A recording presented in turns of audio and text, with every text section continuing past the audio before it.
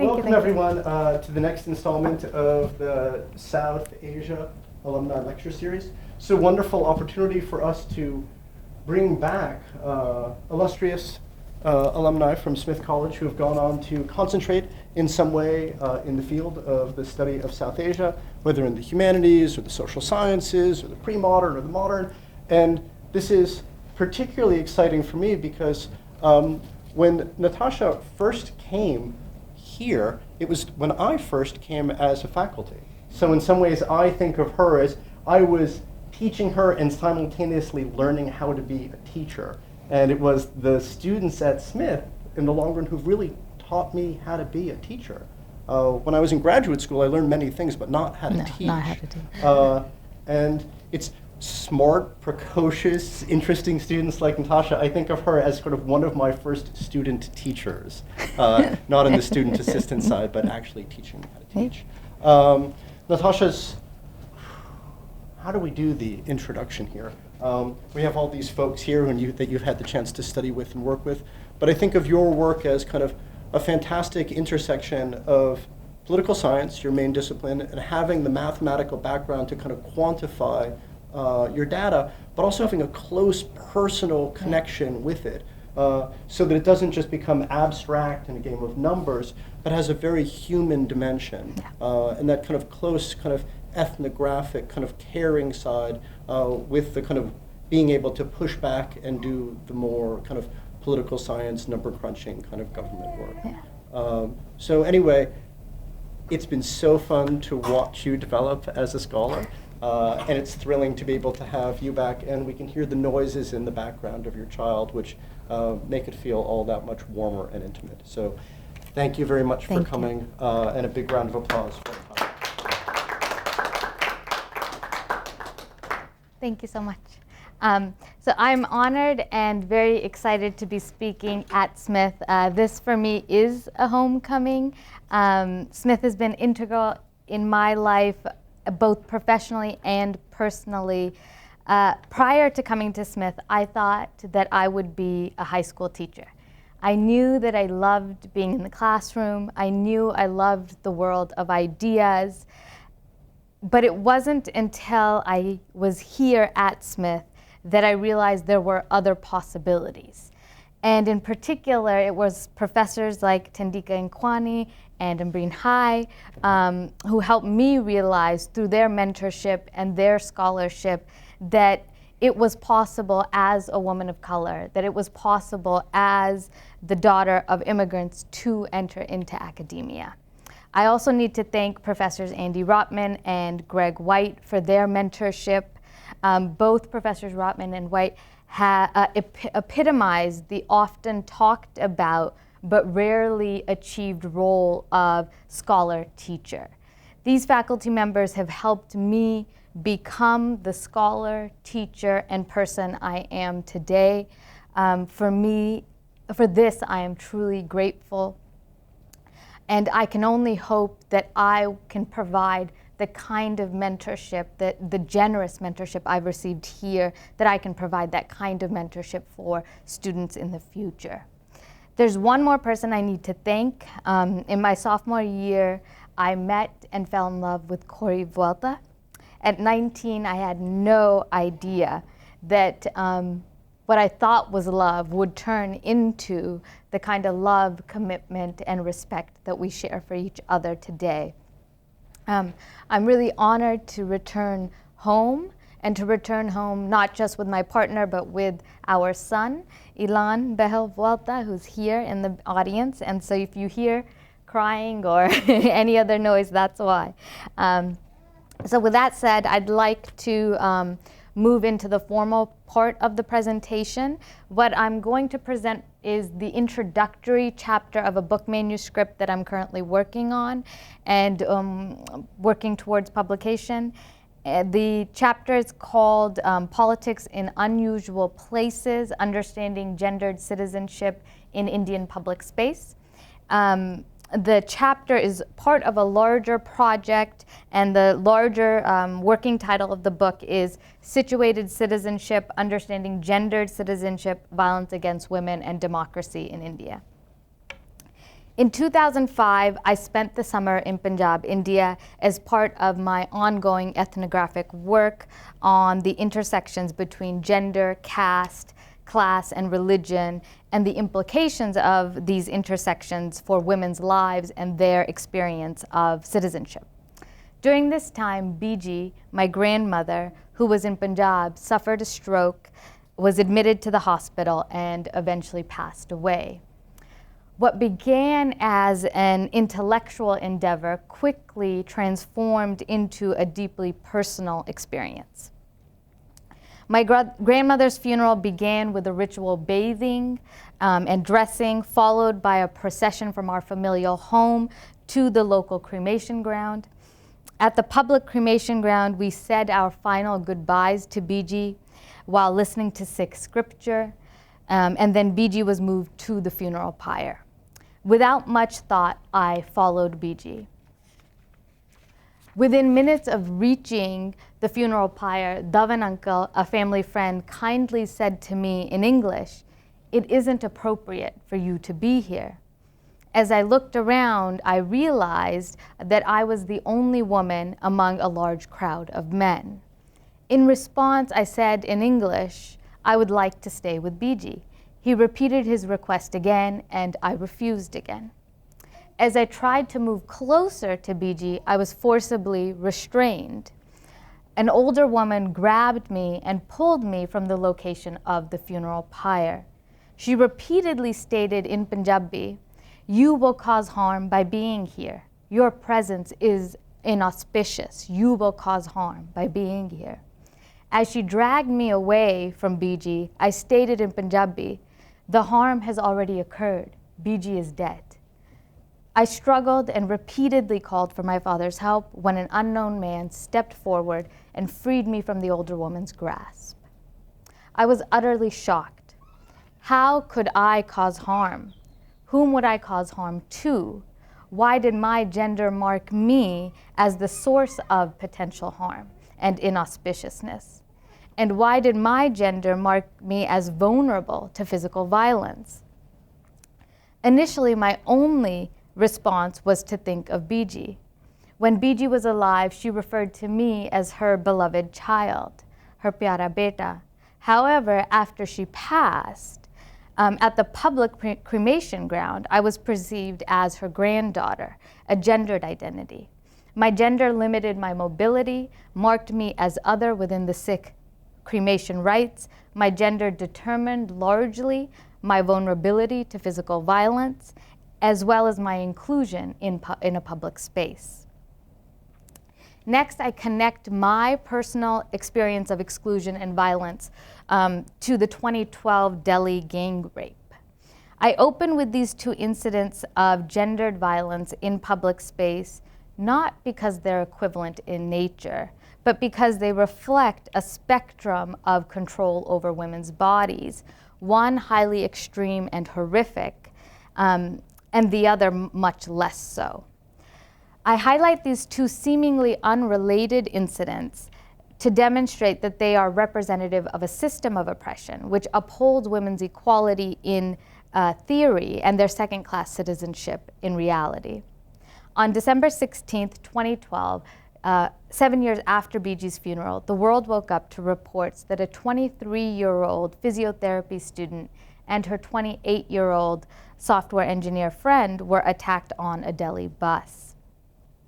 The attack lasted for 40 minutes, during which time 6 men beat the engineer unconscious and gang raped the female student. In addition to sexually assaulting her with an iron rod, they slapped her in the face, kicked her in the abdomen, and bit her lips, cheeks, and breast. Ram Singh, one of the assailants, confessed to police that he and the other men burned the victim's clothing, washed the bus, and removed flesh from the seats following the attack. According to Badrinath Singh, the victim's father, the perpetrators literally ate my daughter. There were bite marks all over her. Ultimately, the perpetrators dumped the victims naked and bleeding on the side of the road and tried to run them over. The woman died a few weeks later from massive internal injuries while her friend survived. The gang rape victim experiences the public sphere as a highly violent space in which she was sexually assaulted, gang raped, mauled, chewed up, and spit out by fellow citizens. I begin with my experience and the horrific 2012 gang rape to complicate our understanding of public spaces in democratic societies. I ask, are public spaces truly public if public roads, public transportation, and public cremation grounds are experienced and perceived as unsafe spaces for Indian women? Is the public sphere actually public if the threat of rape keeps Indian women and girls out of the public sphere? To what extent is public space public if some gendered bodies fear being eaten alive on public transportation and public roads? What are the implications of these two instances of gendered violence on women's citizenship rights in democratic India? We often think of citizenship rights as determined by the Constitution, which in the Indian case guarantees gender and caste equality. Similarly, when it comes to religion, we often think of membership and belonging as determined by religious laws and prescriptions, which in the Sikh case also guarantees gender and caste equality. The Indian Constitution, adopted in 1949, creates a radically more egalitarian model of democracy, one that Nehru referred to as the fullest democracy, which abolishes discrimination based on religion, race, caste, and sex. The Sikh Ethical Code, or the Rat Maryada, adopted in 1931, creates a radically more egalitarian model of religious practice, which also abolishes discrimination based on caste, race, class, and gender. Even when formal and religious institutions guarantee equality, citizenship rights are experienced, interpreted, and enforced by individuals at the local level. My experience at Biji's funeral and the gang rape victims' experience on a Delhi bus highlight the fact that democracy is differentially experienced depending on one's gendered positionality. In my experience, other private citizens decided whether I was allowed to access my grandmother's funeral pyre. In the experience of the rape victim, other private citizens decided whether she would be the victim of brutal sexual assault and horrific murder. These kinds of localized, often face-to-face practices determine whether people have substantive as opposed to purely formal citizenship rights. So next I'll talk a bit about the research question that animates the book project and then the argument that I advance in the project. So why do we find pervasive gender-based exclusion and violence in India when the Indian Constitution is intent on building an inclusive egalitarian democracy? I argue that this contradictory outcome is best explained by what I call exclusionary inclusion, where women and other minorities are included in formal democratic institutions, but always on a limited basis. Because their inclusion is determined by the intersection between gender and other categories of difference. The central argument of this book is that the ongoing project of making relations between citizens and the state, as well as between citizens themselves, more democratic, requires acknowledging, understanding, and challenging exclusionary inclusion. This book is an empirical study of Indian women's experience of citizenship, which calls into question social scientific understandings of citizenship and democracy and forces a theoretical reevaluation of these concepts. Institutional indicators show that Indian democracy is a model of democratic transition and consolidation. India has adopted and maintained universal adult franchise, has had mostly free and fair elections, has viable political parties from across the ideological spectrum, a vibrant press, a professional military, and an independent judiciary. When it comes to gender, again, India is seen as a model of democratic transition and consolidation. India has had a female prime minister, female president, multiple female leaders of prominent political parties, a quota system, a reservation system guaranteeing 33% of panchayati level seats or village council seats, a growing female representation in the lower house of parliament, and a growing female voter turnout. Indian law as well explicitly enshrines women's formal equality. Indian women won constitutional parity, including enfranchisement prior to the ratification of the Indian Constitution. And this is something that's quite remarkable, right, given Western history and the struggles for enfranchisement and inclusion. India is a constitutional parliamentary democracy with written fundamental rights containing extensive equality provisions. Data on violence against women, however, reveals a very different picture. A 2012 household survey by UN Women found, and this number is just remarkable, found that 95% of women and girls feel unsafe in public space in Delhi, right, in public spaces in Delhi. The survey also found that 51% of men self-reported perpetrating violence against women and girls in public spaces in Delhi. So again, 95% feel unsafe in public spaces in Delhi, and 51% of men self-reported, right, perpetrating violence against women.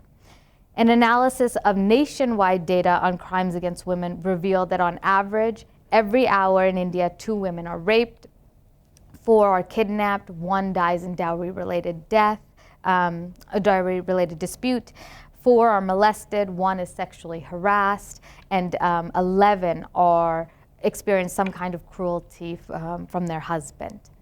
Indian women's lack of safety, both experienced and perceived, undermines their ability to access public spaces. So I ask, why are women's lives potentially at fatal risk in the everyday sites of public participation when the institutions of Indian democracy are inclusive and progressive in terms of gender equity? Why are some gendered bodies more likely to be eaten alive in public spaces, the very public spaces that are necessary for democracy? Also, how can Indian democracy consistently be categorized and rated as a successful consolidated democracy in the face of such rampant violence against women? These questions matter because they are central to understanding and transforming the gendered nature of citizenship. So democratization scholars rely on institutional indicators to prove that Indian democracy is consolidated and that Indian women are full citizens. This methodological and analytical focus, I argue, results from a narrow definition of politics as the study of formal governmental institutions, political elites, and electoral politics. And this focus then enables these scholars to ignore gender and gendered space, especially as it relates to violence. A narrow definition of politics assumes that power only operates in the formal institutions of government and fails to consider how power operates within public spaces.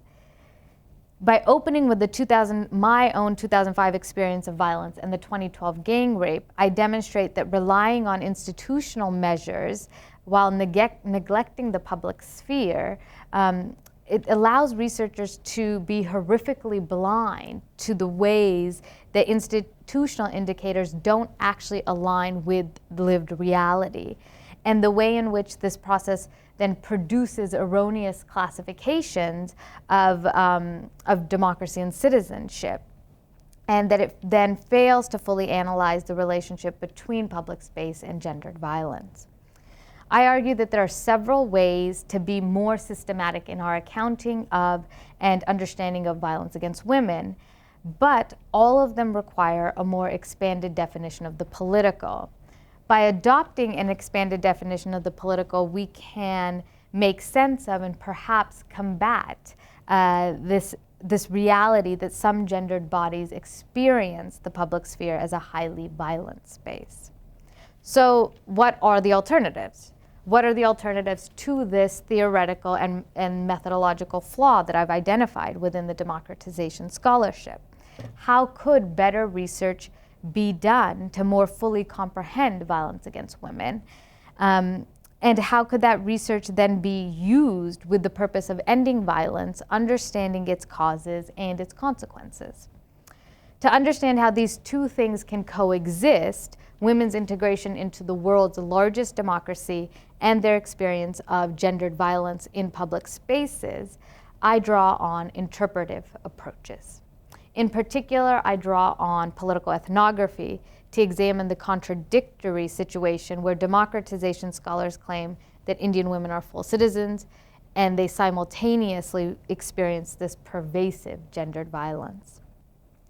I turn to interpretivist methodology to ask what and who gets left out of traditional definitions of politics, and argue that the very definition, that the definition of what is political is an issue of power.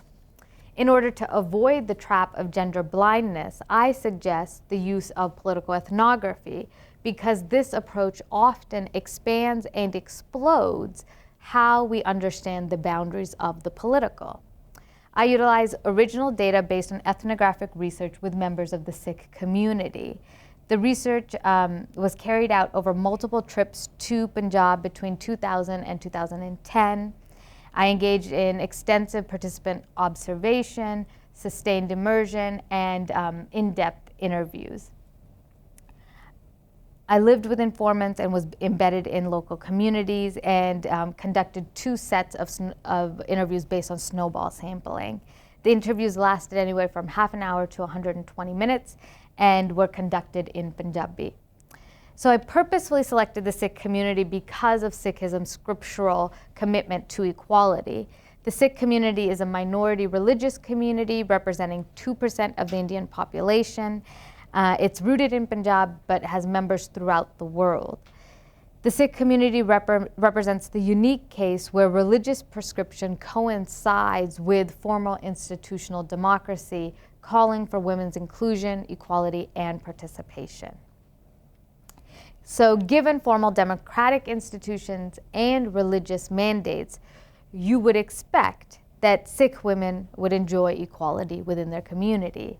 However, this is not the case. Even when religious and institutional even when religious and political institutions mandate gender equality, what we find is a contradictory situation of exclusionary inclusion, even among Sikhs.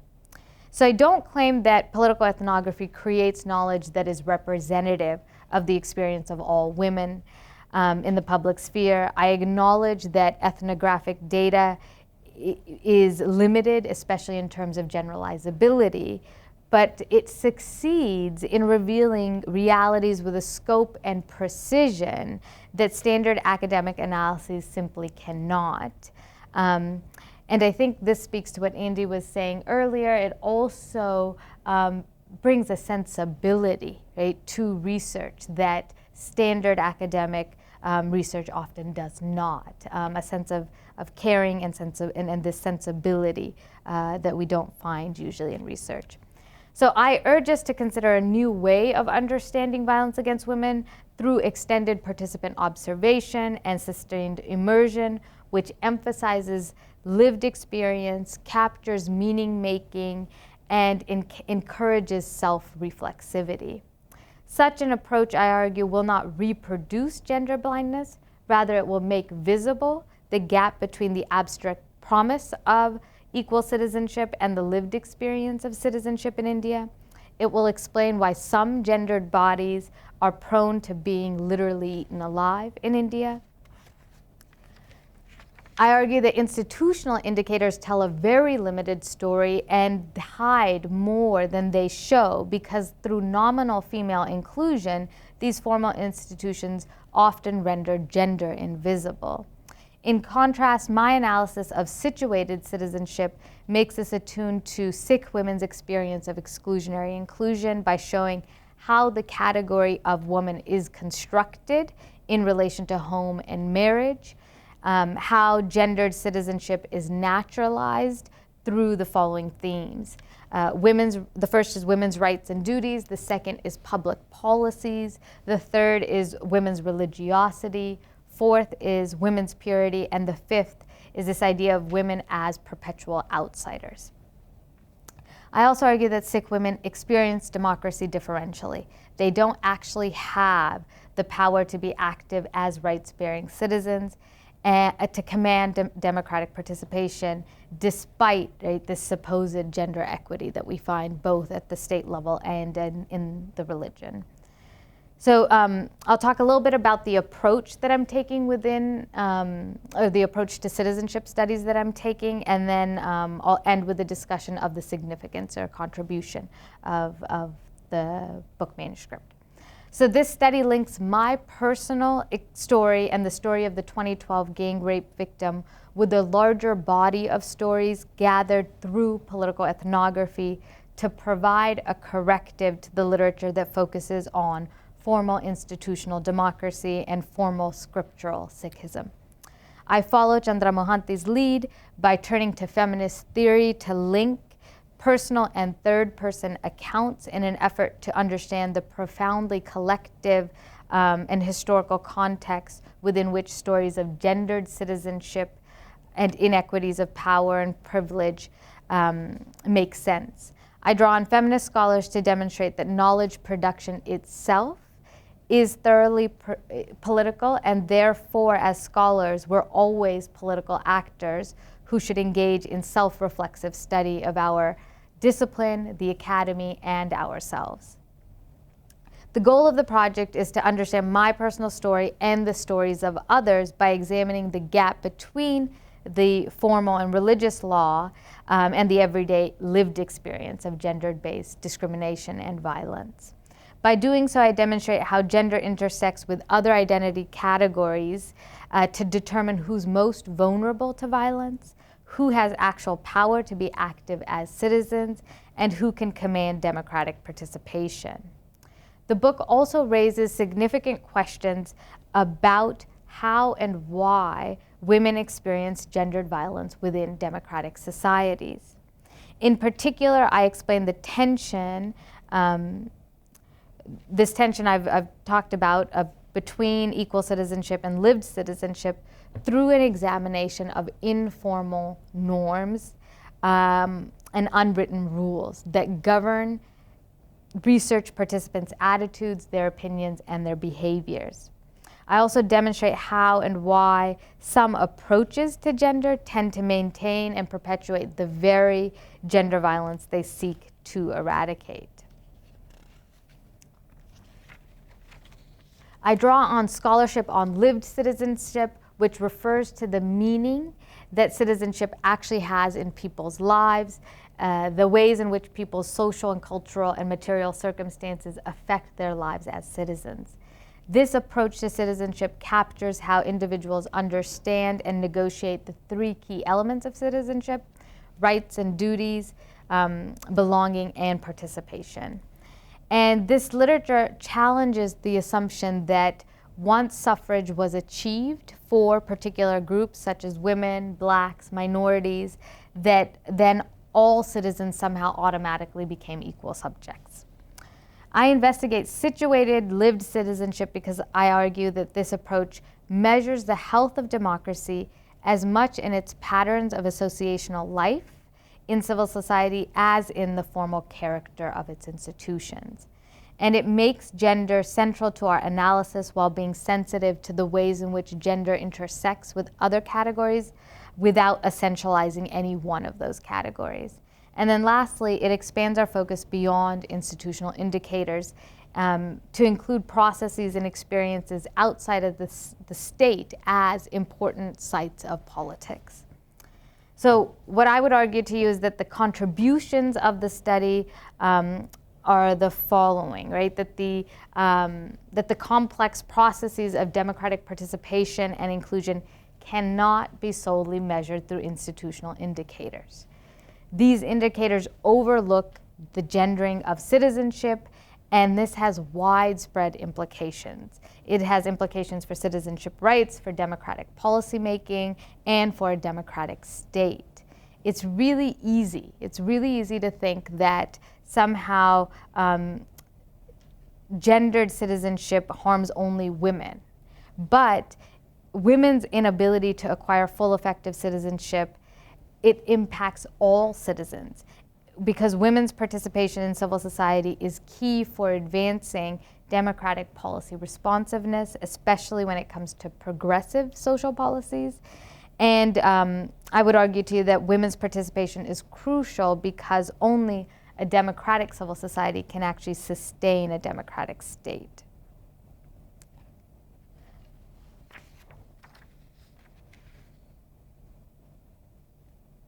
So most importantly, the horrific case of gang rape that I start with, this moment, right, this experience of being eaten alive in the public sphere, underscores that lives are actually at stake in this analysis.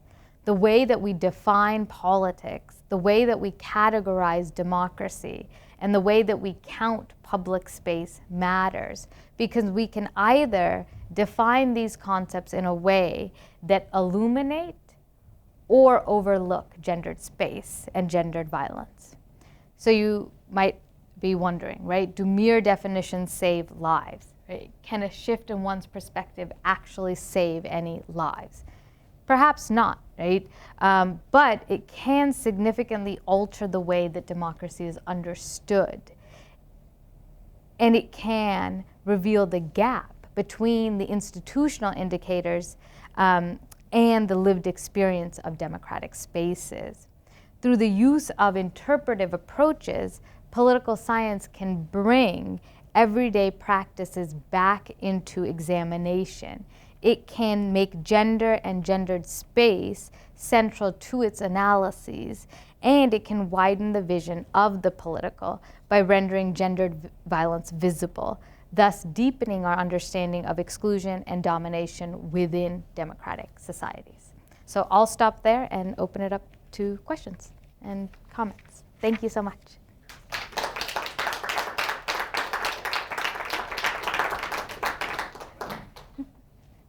Do you wake up?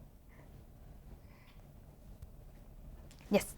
You talked about it being like a perspective shift on like what the definition of what politics is, Mm-hmm. or something like that. Mm-hmm.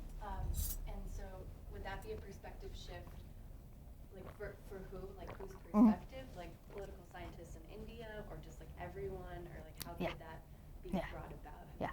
No, and it's an excellent question, and the perspective shift would actually occur at multiple levels, right? So part of this is the game that academics play with one another, right? That's part of what's happening here, is that that I'm drawing on feminist studies, I'm drawing on race and ethnic studies, I'm drawing on, right, post-colonial studies, all these other often scholarship that is focused on the most marginalized individuals within society, right? And saying we need to define politics in a way that actually takes into account their lived experience, right? That puts their lives at the center of any kind of theorizing, any kind of political action, right?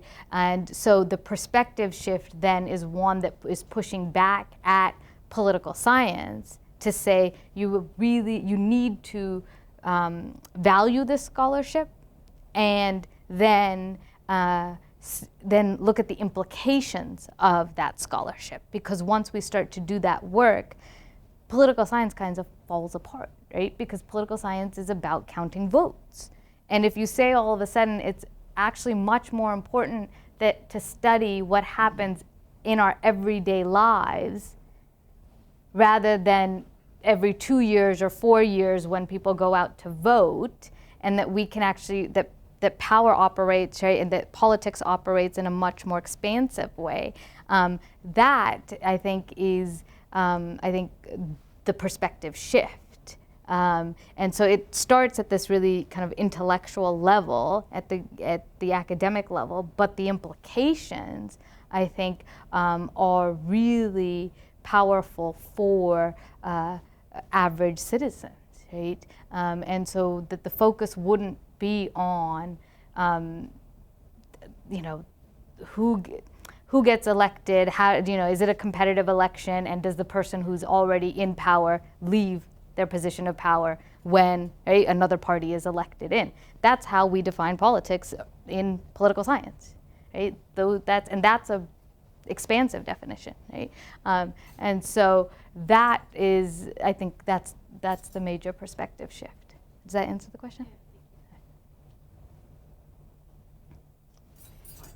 You suggest that the intersections of gender with other attributes help to define the political role of women in this community. I'm curious what some of those intersections are, but also in particular what the intersection with economic roles might be. Yes. And so caste is a primary one, and so and caste and class are so highly interrelated and so highly correlated, right, in the Indian experience. But what I found was, and even in conducting the ethnographic research, it was hardest to spend time with, work with, get information from lower caste women who were working outside the house, because there was actually no time for them to I couldn't interview them. They just did not have the time to do it. And we would start and we couldn't actually complete some of those interviews.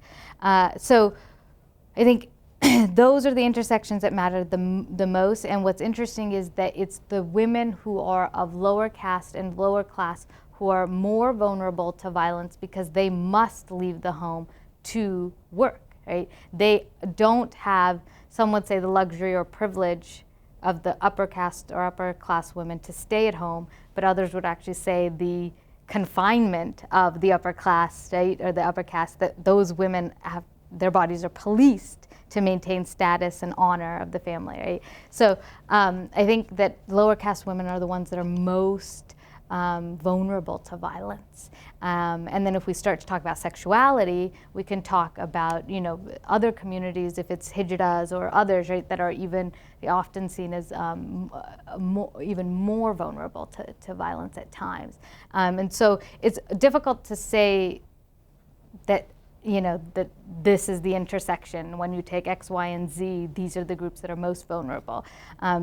Because even in India, there was, following this gang rape that I talk about, there was a situation where a European woman was gang raped, and which I found horrifying, but also remarkable, because in my mind I thought, oh my God, her whiteness didn't protect her, right? And that you would think in a place like India that her Europeanness, her whiteness would operate in a way as a form of power and privilege, but even that, right, woman, gender there is operating in such a way to make her vulnerable. So I don't know if that begins to answer the question. And in the book, what I'm doing is looking at reading these really close interview data and looking at not just the interview data, but where am I speaking to the person?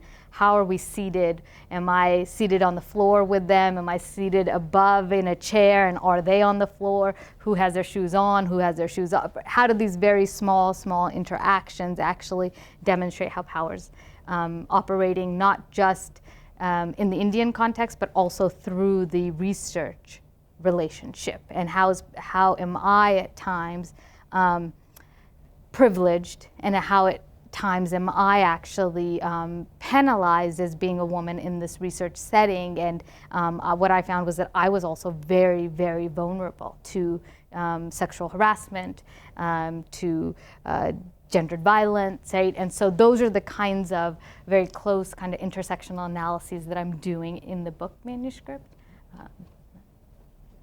I'm bringing the grade. Thank you. This is inspiring all these questions in my head, so I'm going to try to focus on maybe a couple. Well, one is a very specific question when you were talking about the question of safety. 25% of women did not feel safe, and 50% men reported that they were culpable, self-reported. Right. So my question really was, can you be more specific about what kind of safety the women felt they did not have? The safety from rape, safety from Yeah. sexual assault, Yeah. safety in just from harassment on the street. So there's a whole range. Yes. right? Yeah. Excellent. And so the sorry. Go And ahead. likewise for the men, what kind of violence were they talking? But I guess the other thing I was thinking was, in relation to this question, that the question of the public space is really important, but it's also important to remember that violence also occurs In the home. exactly. No. And Absolutely. that is Yeah. really important to keep in mind. Again, there are different scales, there are different kinds. Yes. But Yeah. sometimes we forget that. Yeah, no. So with the first question around the question about what was found in the survey research, it's harassment is the number one fear that women have, that they will be harassed in public. Catcalling and those kinds of things, and public transportation, the market and public roads, right? These are the spaces that women identify as the most unsafe.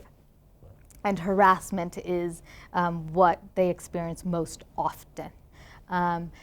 When it came to the men, the survey research didn't, at least the way that the survey data was shared publicly, they didn't do a good job of reporting revealing, right, the kinds of questions that were asked around violence against women. So I don't know the answer to that, what they actually self-reported to or how the questions were. I haven't seen the survey instrument to be able to answer that question.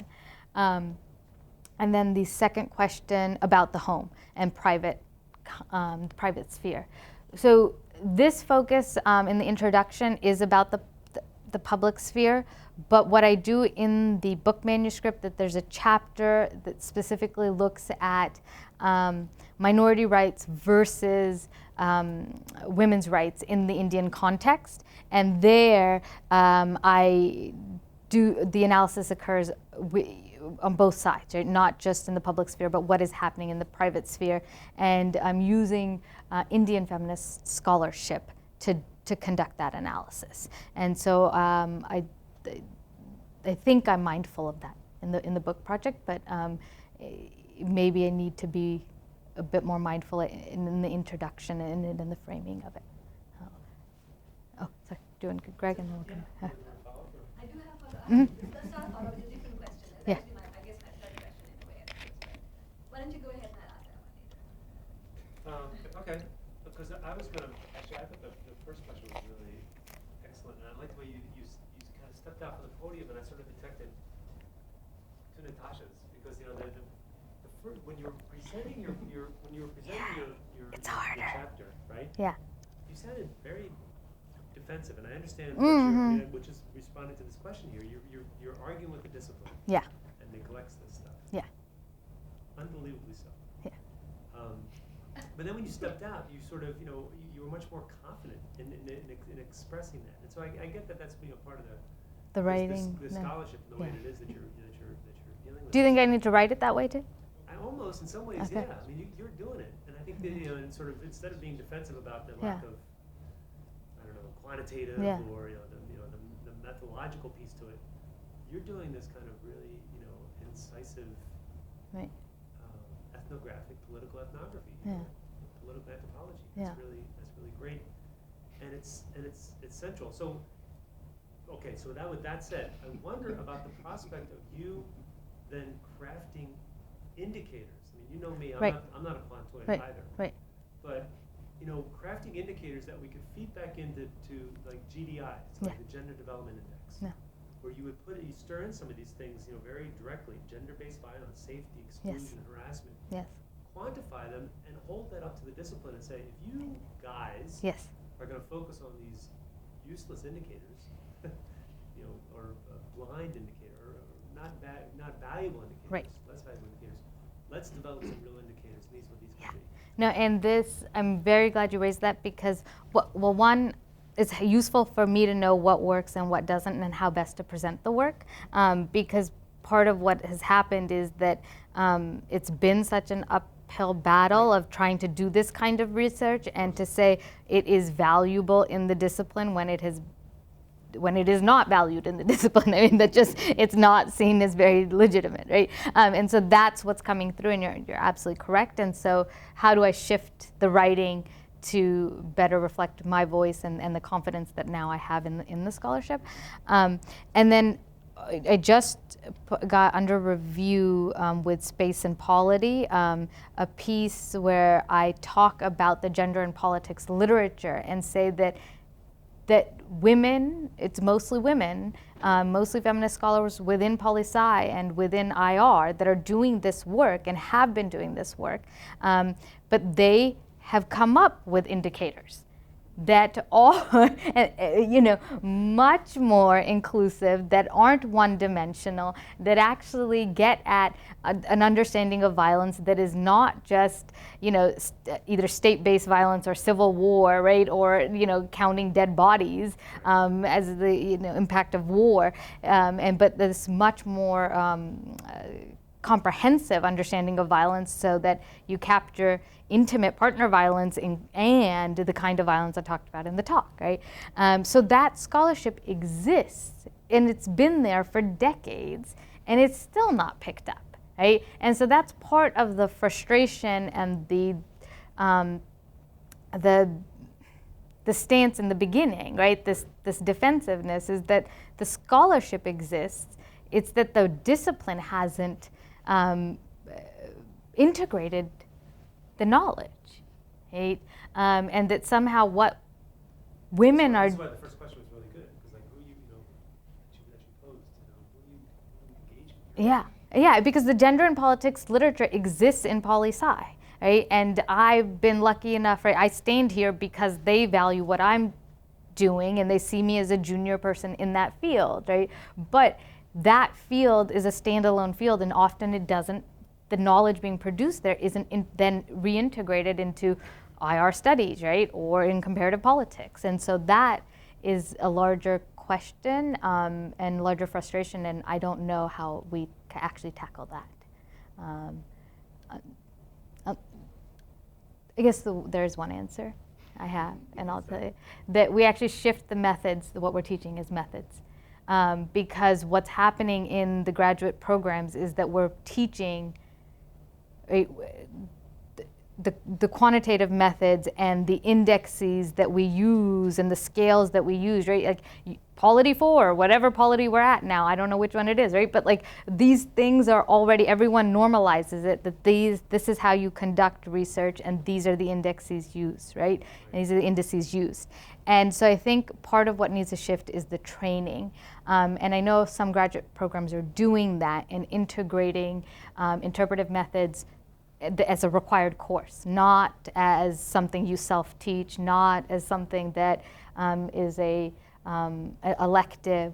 And so we could start seeing, why can't we have feminist methodologies or interpretive methodologies? And so that, I think, would start to answer these questions. There's a marvelous essay that argues against this qualitative v.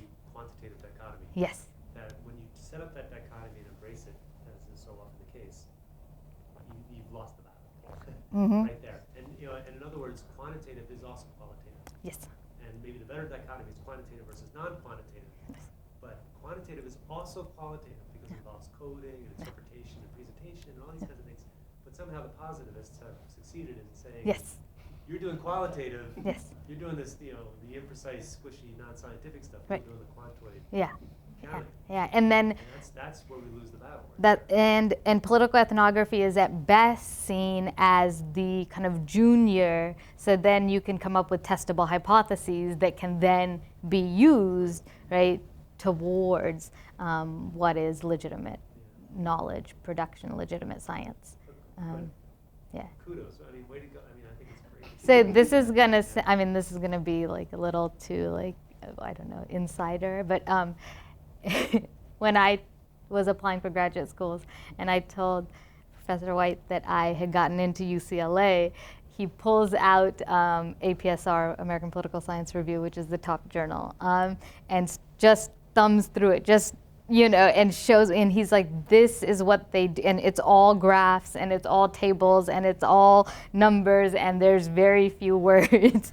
And he says, yeah, and that's what he said. He's like, there's very little English in this journal, and he said, and this, that UCLA is a positivist department, and are you sure that you want to go to UCLA? And I had spent 4 years at Smith in the cold with family that is in California, and I thought, of course, I want to go to UCLA because I want to be close to family.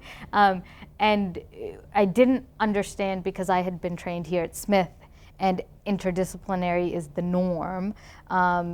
Being critical is just the norm. There isn't one research paradigm, right?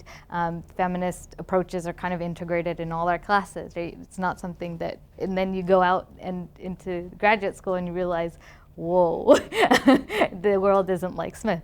And so I didn't understand what you were saying until I was there and trained.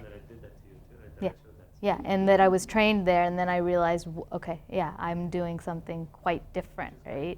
And I graduated. I have a job. So,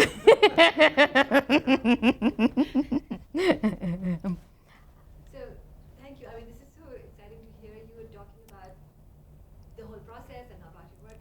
So, okay, so coming back to English then, I was thinking maybe this is about words too, because here I am as the English professor who also teaches in SWAG and thinks about feminist questions and sort of, again, all kinds of ways. So two methods of terminology that also struck me. When we were talking about the perspective shift, Mm-hmm. I wonder if we could talk about it perhaps as a paradigm shift. Mm-hmm. Because, I mean, they're both important and useful terms for different reasons. But the perspective shift could suggest that it depends on whose perspective it is. And if that's what you want to focus on, that's fine. But a paradigm shift is simply saying, here's the paradigm we've been working with. Yes. And the way I always explain that is, think astronomy, think geocentric universe. Right. Paradigm shift suddenly is heliocentric. Right. Whoa, the world changes. Everything you see changes. Yeah.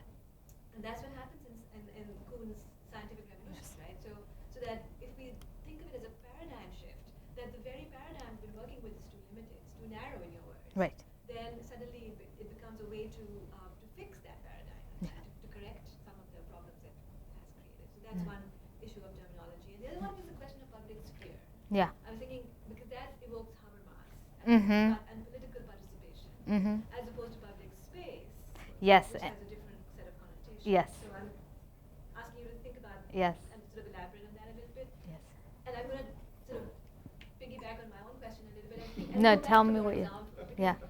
I just want to think through. I mean, I totally hear what you're saying about the example with your example, your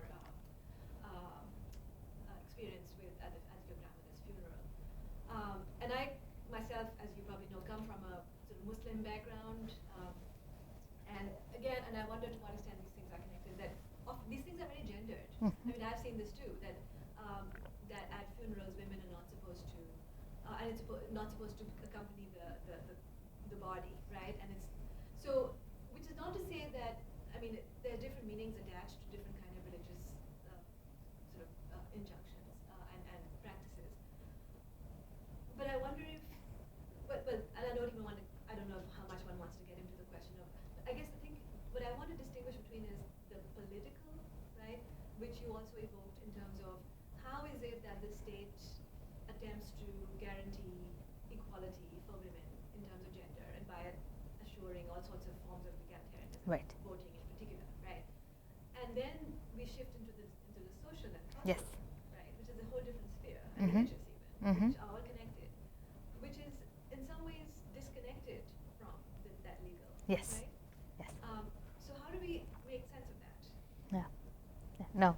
Excellent question, and I don't have a easy, response. And I think that's part of what I'm trying to work through in the very writing of the book manuscript and how these things are actually related. And when it comes to the question of public sphere versus public space, I was actually using the language of public space, not public sphere. And it was a recent, and this is, not an intellectual response. It's not. It's a very strategic response, right? I was invited to contribute to a special issue in the piece I just talked about in Space and Polity, entitled "Digesting the Public Sphere," and so I was like, I don't know what to say about digesting the public sphere until I realized that, oh no, I think I do. I'm actually analyzing an example of a literal digestion, right? A literal eating in the public sphere, and that everyone else in the issue is looking at, there's different interpretations of this, but I don't think anyone else is studying this in a literal sense, right? But the language of public sphere I picked up because of that, but in a very, there's no theoretical reason, right? It's a slippage between public space and public sphere. And it's a slippage in a conflation that I haven't yet worked out. And the implications, I think you're absolutely right on picking up. What I would be engaging two very distinct literatures, depending on how I use that, which term I choose to use. And I haven't determined which one. So any ideas? Okay. Do you want to solve my problems for me? But yes, I don't have, but excellent question. I want to encourage our students, if you had any questions. Oh, I was literally going to ask a question, but this is like more of just like a mention, like thing that you. Okay, so you mentioned the new Sikh text that was like radically egalitarian after you mentioned the Constitution. Like, how do you think that text, or like, well, I mean, it already exists, but like, how, like, can you mention more about how it applies to how you're talking about gender within these communities when you were studying them? Yeah, absolutely. So when I conducted the interviews and did the participant observation, when I asked people about gender in the Sikh community, the answer was, women are equal in the Sikh community. Everyone could point to particular passages from the scripture saying, right, that women give birth to rajas, and if they give birth to rajas, right, that Nanak has said that they aren't polluted, they aren't, right. So there's very clear response by most Sikhs that women are equal. They can tell you the scriptural passages as evidence of this equality that women enjoy in Sikhism. And then the next move they make is to say that it is the Hindu community, it is the Muslim community, it is even British colonialism, right? They'll point to external forces as the corrupting forces on Sikh religiosity, and that there's a need of a return to Sikhism. Right? And this is why the part of what I talk about is women's religiosity, that oftentimes when you ask people about gender, their response is to say that the women are not sufficiently religious. They need to return to Sikhi. They need to return to the dress of Sikhism, the bani of Sikhism, and the bana and bani of Sikhism, right? Both the dress and the word of God. And so that's part of how the community responds, is to always have this idea of the answer is in Sikhism, and that the people have strayed from it. And then the other response is that there was a golden age of Sikhism, and that golden age, which was the time of the gurus, that was the moment when Sikh women were truly equal, and that the community was truly egalitarian, in that it's then again these corrupting forces, Muslim, Hindu forces, British colonial forces. So does that answer the question? One, just a little. Yeah. You just talked about them giving birth to like rajas. I don't know what that is. I know. You mean like boys? Do you mean like? Oh. But literally two kings, Oh. male kings. Oh, Yeah, like male. okay. Yeah. But it doesn't that kind of make their power dependent on some kind of male? Yes, their capacity to birth sons. So even Absolutely. when Absolutely. That is what women are good for. When you say that, does that mean that in its golden age, it was still dependent on a man? So couldn't the community itself not only blame its external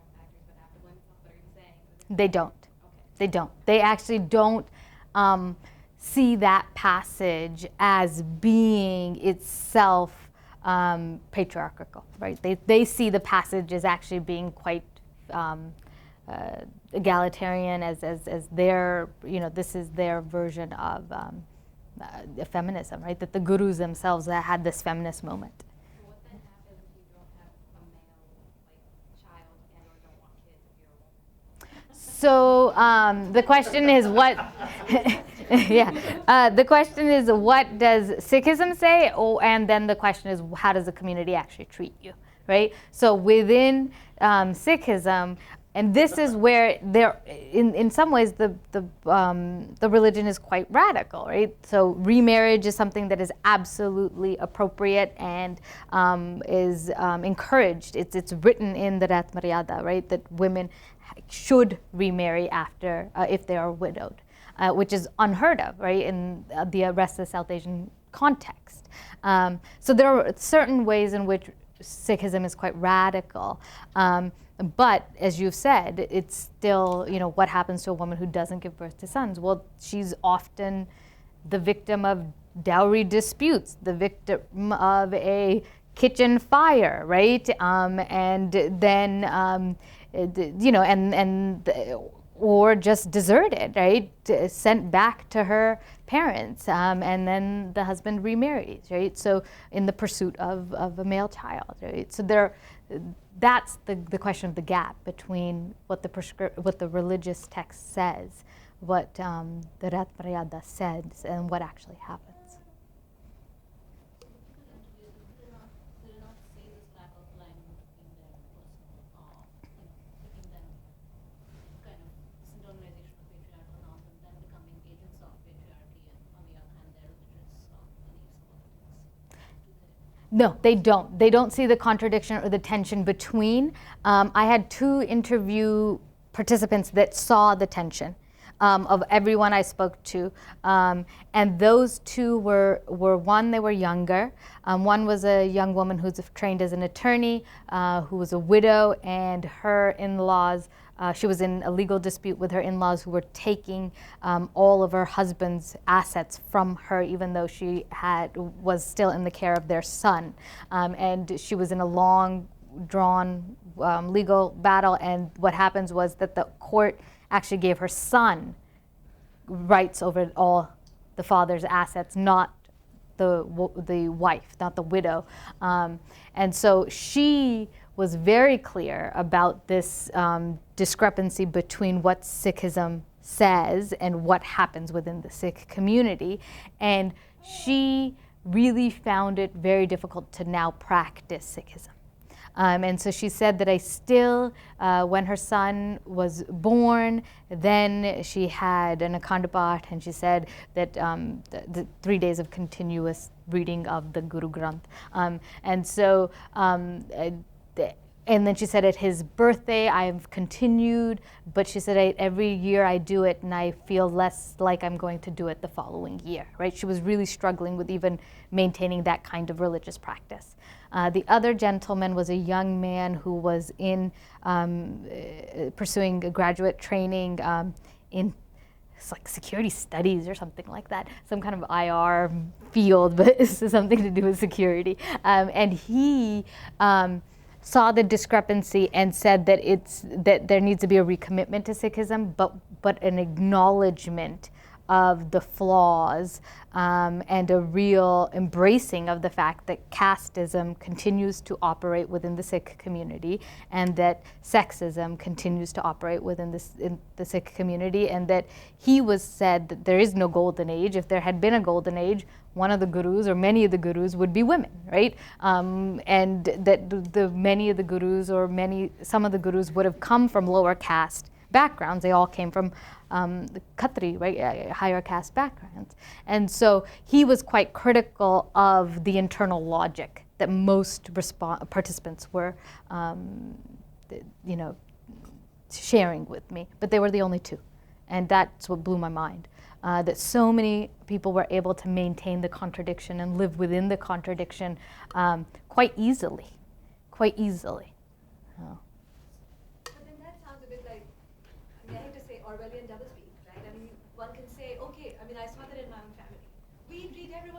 but they didn't practice, they didn't. Right. So, so on the one, so it seems to me, in some, so I guess my question for you is, are you critical of that discrepancy? Yeah, and I rely on the work of Edwina Barbosa. She has this outstanding book called Wealth of Selves, and she actually says that the responses to these contradictions themselves are political responses, and that the way that individuals respond to the internal contradictions they have around questions of race, sexuality, gender, that they reflect the larger political, social political, right, realities that we're living in. And so she talks about 4 different responses. And I always forget, but there's acrasia, there's resolution, and there's 2, there's one that there's a self-craft. Yeah, self-craft is what she says has the most political potential, because that's where people actually acknowledge and live within the contradiction, whereas the acrasia and the denial. There you go, denial, acrasia, self-craft, and resolution, I think are the 4 categories that she comes up with, and then says that the political implications of each are actually different, depending on how individuals respond to these things. So, yeah, that one I've thought about. Well, thank you very much. We get to continue this conversation across the hall over dinner. Everyone, I think, still has more questions. But in the interim, thank you so much. Thank you. Thank you for having me back. This has been just incredible. Absolutely incredible.